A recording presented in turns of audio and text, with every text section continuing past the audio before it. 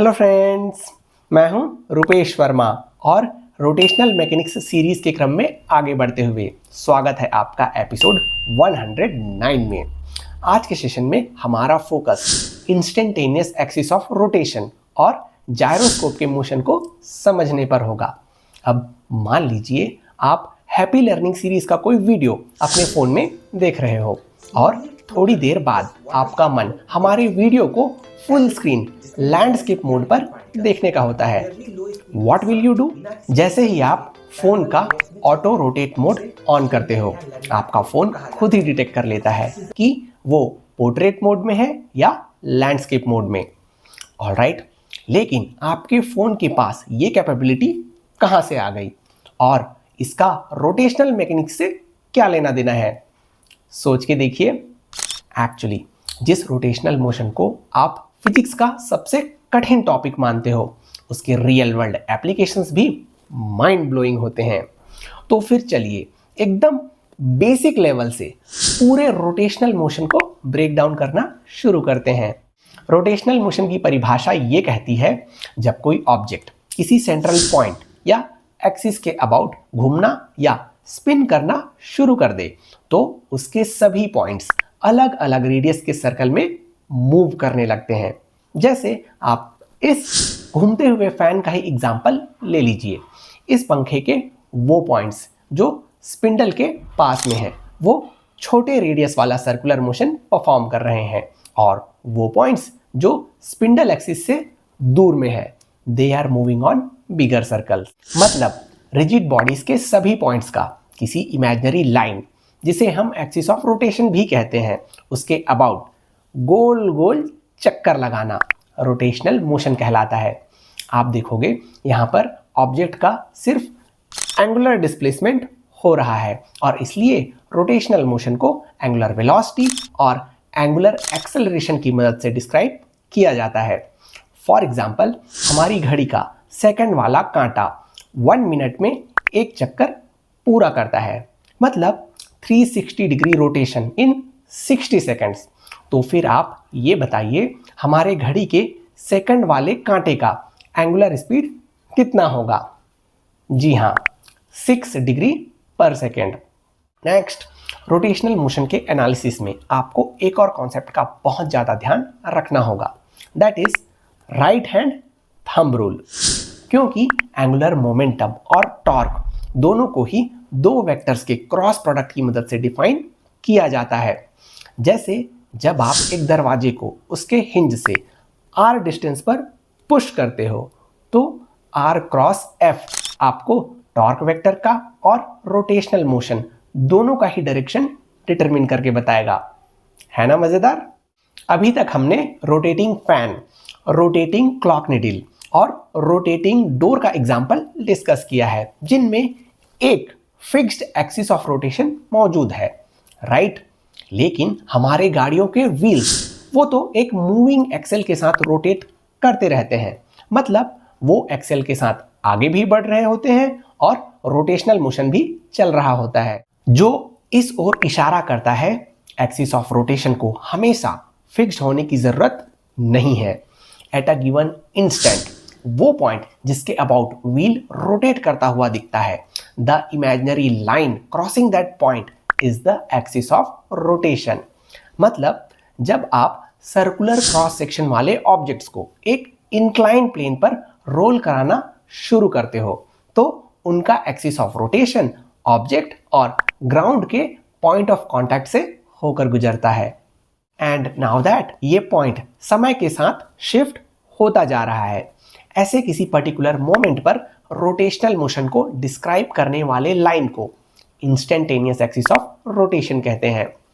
आसान भाषा में ये लाइन एक्सिस ऑफ रोटेशन है सिर्फ और सिर्फ उसी पर्टिकुलर मोमेंट पर, बाद में ये लाइन चेंज हो जाएगा।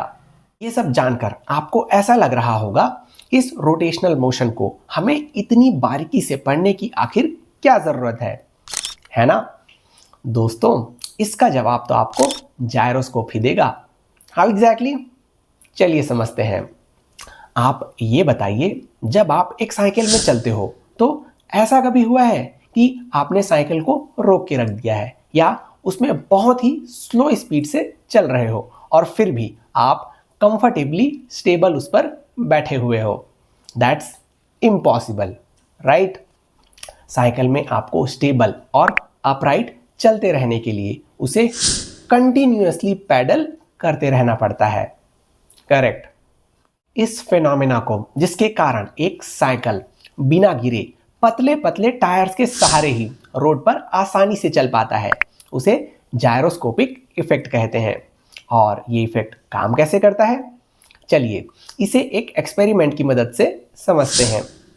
उसके लिए आप एक साइकिल का चक्का ले लीजिए और उसे एक सीलिंग से बंधे रस्सी के लोअर एंड पर माउंट करके देखिए। आप पाओगे ग्रेविटी के कारण it will fall of immediately, जैसा कि एक्सपेक्टेड था।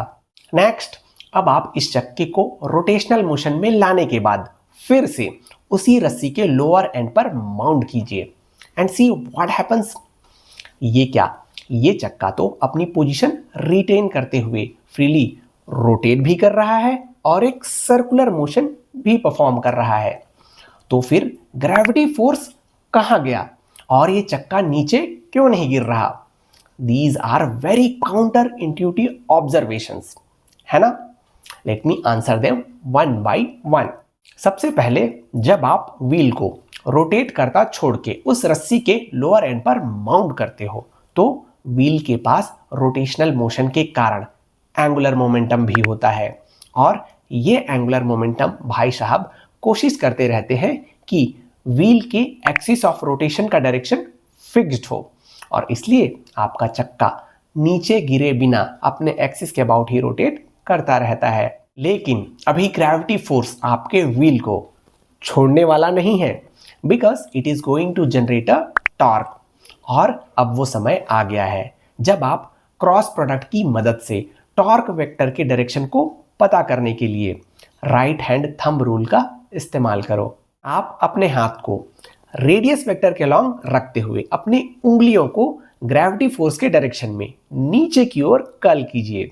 आपका थंब आपको टॉर्क की दिशा दिखा देगा और इसके बाद आप आसानी से एक्सप्लेन कर सकते हो कि आपका चक्का सर्कल में क्यों घूमने लगा है। And you know, external force के इन्फ्लुएंस में इस प्रकार के होने वाले मूवमेंट को जायरोस्कोप का प्रिसीजन कहते हैं। इस जायरोस्कोपिक मोशन का एक और क्लासिक एग्जाम्पल है आपका स्पिनिंग टॉप। आपने नोटिस किया होगा जब ये भौरा हाई स्पीड पर रोटेट कर रहा होता है तब इसे कोई भी नीचे नहीं गिरा सकता और जैसे ही रोटेशनल स्पीड कम हुआ, game over. One more thing to be noted here is, कोई भी रोटेटिंग ऑब्जेक्ट, चाहे वो स्पिनिंग टॉप हो या कोई rotating wheel, they are very sensitive to external forces, है कि नहीं? मतलब आप इन्हें थोड़ा भी डिस्टर्ब करोगे तो they will resist strongly to retain their original direction of rotational motion. अब आपको समझ में आ रहा होगा आपके स्मार्टफोन्स कैसे पोर्ट्रेट और लैंडस्केप मोड को खुद ही डिटेक्ट कर लेते हैं। एक्चुअली उनके अंदर एक सेंसर के जैसा काम करने वाला जायरोस्कोप लगा होता है जो कोई भी मूवमेंट होने पर इमीडिएटली रिएक्ट करता है ना interesting? And that's a rap for episode 109। आपको आज का सेशन कैसा लगा मुझे कमेंट करके ज़रूर बताएं। इस रोटेशनल मैकेनिक्स सीरीज का एपिसोड 3 देखने के लिए मिलते हैं अगले हफ्ते। तब तक keep commenting, keep sharing. Happy Sunday, happy learning.